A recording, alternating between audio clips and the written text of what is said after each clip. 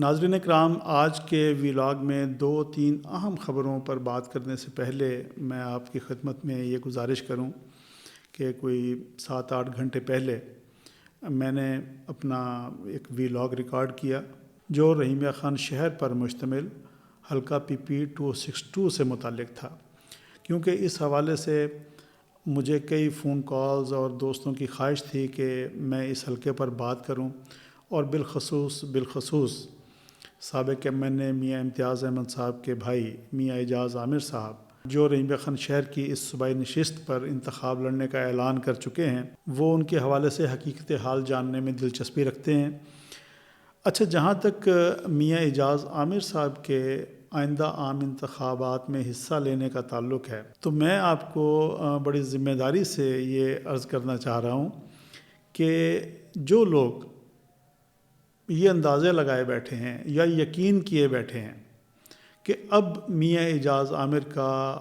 رحیمیہ خان شہر کے صوبائی حلقہ PP 262 سے انتخاب لڑنا یقینی ہے اور وہ انتخاب میں حصہ لیں گے ہی لیں گے، تو ان کی خدمت میں یہ عرض کرنا چاہتا ہوں کہ ابھی چائے کی پیالی اور ہونٹوں کے درمیان بڑی مسافت ہے۔ ابھی آپ انتظار کیجیے۔ جو لوگ پاکستان کی انتخابی تاریخ سے واقف ہیں وہ میری اس بات کو سمجھ سکتے ہیں کہ ابھی تو الیکشن شیڈول کا اعلان نہیں ہوا۔ الیکشن شیڈول کے اعلان کے بعد ایک پورا پروسیجر ہوتا ہے نامینیشن پیپرز داخل کرانے کا، اور اگر کوئی نامینیشن پیپرز داخل کرا بھی دیتا ہے، انتخابی مہم بھی شروع کر دیتا ہے، تو پھر الیکشن شیڈول کے درمیان ایک تاریخ ہوتی ہے کاغذات نامزدگی واپس لینے کی۔ اس لیے یہ سفر ابھی کچھ لمبا ہے، اور میاں اعجاز عامر صاحب کے حتمی ڈیسیژن سے آگاہی کے لیے آپ کو ابھی تھوڑا نہیں بلکہ کچھ زیادہ انتظار کرنا پڑے گا۔ اس دوران بہت سی پولیٹیکل ڈیولپمنٹس ہو سکتی ہیں۔